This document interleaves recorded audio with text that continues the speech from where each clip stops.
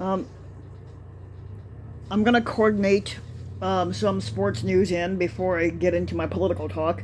The Chicago Cubs have made it official, and they fired David Russ and replaced him with Craig Counsell. That's a smart move on the Cubs' part because David Russ sucked as a manager and sucked as a player.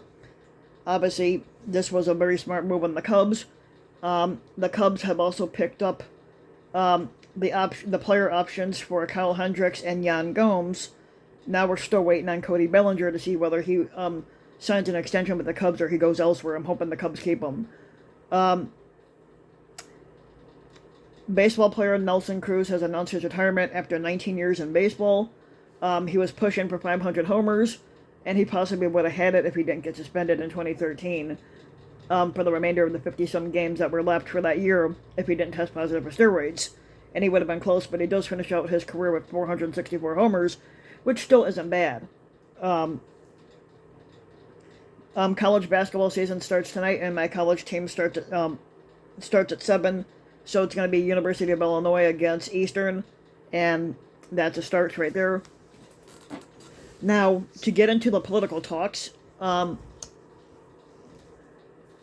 Magats and Christian nationalism are way bigger threat to America than Hamas could ever be. Now, even Mitch McConnell, Moscow Mitch as I like to call him, is trying to push back against the Satanists, Mike Johnson, and the Magat lunatics, but it isn't working because they're not trying hard enough. Now, the world is inching closer to a war that only psychopaths want to see. Now, on Tuesday, the FBI issued a warning that the chance of staged terrorist attacks in the United States has grown since the war began in Gaza. Now, back in the White House press briefing later that day, faux reporter Peter Doocy had asked National Security Council spokesperson John Kirby, has the White House even considered the possibility that a terrorist could be in the country right now after crossing the southern border? And even though they like to think that the border is open, but it's not, because they can't give. Only the Republicans are saying that the southern border is open, and it's not at all, and they have no evidence to prove that it is. So obviously they have, or the FBI wouldn't have issued the warning. Now the question remains, however, what our government response would be to such a fucking attack. Now that has already been discussed at the highest levels in our government, and the public has a right to know what that reaction could be if we ever come across it. Now, although Brian Kareem wasn't called on as Kirby left the stage, basically Kareem interrupted to ask the only question that he thought mattered. Basically, Kareem said, John, wait a minute, before you leave, if Hamas terrorists attack the U.S., would the U.S. put boots on the ground in the Middle East? Good question if you think about it, because, maybe they do, maybe they don't. Kirby stopped his retreat from the stage, and the press secretary, Karine Jean-Pierre, let him answer. Now, Kirby was succulent. I won't speculate about that. We'll obviously do what we have to do to protect our troops and the people. Now, on that same day, Senate Majority Leader Chuck Schumer had showed up, and he showed up at the White House with a bipartisan group. Senators Todd Young, Mike Rounds, and Martin Heinrich. Todd Young is a senator from Indiana. Mike Rounds is a senator from South Dakota, and Martin Heinrich is from New Mexico. And they went to go talk to President Biden and help steer a congressional response to the threat posed by Skynet. And sorry, I mean AI, artificial intelligence, basically. It's a bipartisan effort, but there are both Republicans and Democrats who remain opposed to that. Bipartisanship, once seen as a laudable goal on many issues, is now sneered at by most remaining members of the Republican Party. Working with Democrats for them is like choosing death over a slice of cake. Apologies to Eddie Izzard. Most Republicans are so dismissed at the prospect of working with Democrats that they want to scuttle efforts to fund the war in Ukraine, virtually isolating Senate Minority Leader Moscow Mitch, who seems to be nearly alone on an island, calling for aid to continue. It's a rare display of common sense from the 81-year-old Kentuckian, whose primary focus is just on political power alone because he wants to rule forever and he knows he ain't going to. No Americans are getting killed in Ukraine, Moscow Mitch said. We're rebuilding the industrial base here. The Ukrainians are destroying the army of one of our biggest rivals. I have a hard time finding anything wrong with that. But I think it's wonderful that they're defending themselves, and also the notion that the Europeans are not doing enough. They've done almost $90 billion. They're housing a bunch of refugees who escaped, and I think that our NATO allies in Europe have done quite a lot. Now, very few Democrats have said it any better, and it spelled out exactly what the stakes are for the U.S. in the ongoing war in Ukraine. Now, remember the blood imperial Putin has clearly suggested that he wants to get the old Soviet Union band back together, and Ukraine is just the first step. Is the first stop in a quest for global hegemony. Now, fellow Kentucky Senator Rand Paul said that Moscow Mitch was out of touch with his party's base, while Missouri Senator Josh Hawley chided McConnell for siding with Democrats, and that was before Homeland Security Chief Alejandro Mayorkas gave Hawley a tongue lashing on border issues later that afternoon. And it looks like Putin still has a few fans in the GOP base. Now, in the House, those would likely include a newly minted House Speaker Mike Johnson, and that still sounds like a Bart Simpson prank call to Mose Barr, who took on McConnell directly, pushing to unlink aid to Israel from aid to Ukraine. Now, the world continues to burn. Johnson and the Magat wing of the Republican Party, which seems to have swallowed the evangelical movement while also embracing a T-1000 morphing into Sarah Connor, is just about the right image. It's embracing the darkest verses of the Bible, apparently pushing for apocalypse with an enthusiasm only rivaled by Saul's slaughter of Christians before he changed his name to Paul. I'm waiting for Mel Brooks to break out into a song, "Let all those who wish to confess their evil ways and accept and embrace the true church convert now or forever burn in hell, for now begins the Inquisition." Now, the House of Representatives, which is now run by Mike Johnson, offers a discount version of the apocalyptic orgasm the Holy Rollers have dreamed of for years. They've renewed the Inquisition and seem determined to convert the U.S. into a theocracy run by people who will thump you with the Bible, but they haven't read much of it because, Republicans don't read anyway.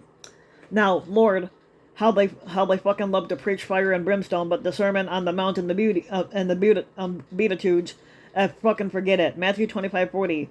Whatever you did for one of the least of these brothers and sisters of mine, you did for me. Not a chance. They've embraced only the Old Testament, only the Old Testament, the angry God and apocalyptic parts of Revelation brought on by ergot poisoning. They want no separation of church and state, but they want an isolationist country surrounded by walls and dedicated to the proposition that the First Amendment guarantees them the right to worship any way that they want, while forcing the rest of us to worship the way that they choose, and I'm not going to fucking worship something that I don't believe in. Now, while the age of enlightenment led men after hundreds of years of bloody crusades to give up on state religions and was a direct inspiration for our Bill of Rights, modern Republicans seem hell-bent on returning to the Middle Ages, driven there by the first Christian nationalist House Speaker. Now, the First Amendment's Establishment Clause prohibits the government from making any law respecting an establishment of religion, and that not only forbids the government from establishing an official religion, but it also prohibits government actions that unduly favor one religion over another. The Representative Jamie Raskin of Maryland, a constitutional scholar, says that there was a solid reason for this much debated and carefully written clause. The framers taught us that the biggest threat to religious freedom comes from theocrats who try to establish their own sect over everyone else, and that's why we have 2 religion clauses in the First Amendment. But none of that matters to the Republicans. They level in their own chicanery. They despise free speech and independence, and they are happy to play games with the government shutdown. The modern equivalent of fiddling while it all burns. Stay tuned. November 17th, the next shutdown deadline is just around the fucking corner. Now, on a day that the Republicans were mirrored in their own gamemanship, an Israeli airstrike targeting a Hamas commander in the densely populated refugee camp in northern Gaza left catastrophic damage and killed hundreds of people, according to medics. Now, children were seen carrying other children away from the blast zone, and it felt like the end of the world, one surviving witness had said. That is the world that we're seeing today. It took an asteroid the size of a modern city to wipe out the dinosaurs. People being smarter than dinosaurs have figured out how to destroy everything all by ourselves. Climate change is slowly creeping up on us, and we are killing each other at an increasingly alarming rate.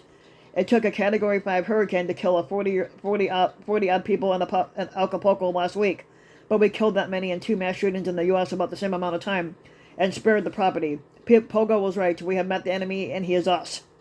Donald Trump faces 91 felonies in 4 different jurisdictions, while facing civil sanctions in New York that could cost him a large chunk of his financial empire. But he's also effectively on trial in Colorado as that state tries to ban him from the ballot next year. Now, we spoke with Michael Cohen on Wednesday morning, a few days later after he testified in Trump's civil trial in New York. He believes that Trump could lose as much as $600 million to $700 million in that case, essentially leaving him broke, which would be a great thing. Now, Now, Joe Biden's popularity continues to shrink faster than unemployment, threatening to make him the 2024 equivalent of Jimmy Carter, a one-term president who will be admired after he leaves office more than while he was ever holding it. Part of that is Biden's fault, because part of it is because of people like Mike Johnson, who claim we don't live in a democracy and that God oversees our government. You might think that this would be a serious food for thought in the news, but people are so fucking tired of thinking about life on the razor's edge that most news seems almost as palatable as raw sewage, which is an all too accurate metaphor for everybody. Our problem in the press is that we have so few people with the experience and education to handle the serious issues that we're facing here. Now, so whether it's a possible world war, a stochastic terrorism, Christian theocracy, climate change, Donald Trump himself, or our own government, or something else unforeseen for most people, it is a time of trepidation and terror. As Biden left the stage in the East Room on Monday after about 15 minutes talking about artificial intelligence, he circled around to his standard stump speech, the one where he defines America with one-word possibilities and says he remains hopeful that the best will be ahead for us. He has said this for 3 years, and I only wish more people would listen. Instead, at the end of the day, as the world spins out of control, people want bread and circuses to keep them from contemplating the horrors that we see ourselves, and what we have created here.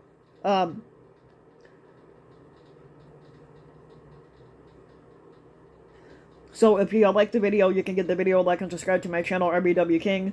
You can also hit the notification bell so you'll be notified when a new video comes out. You can go ahead and leave a comment, let me know what you think. Smash that like and subscribe button if you like the videos and want to see more of this. And if you want to support my work even further, you can donate to my Patreon link, which you can find in the About section of YouTube, and just for little as a few bucks a video or a month, your donation can help go a long way, and thanks for listening.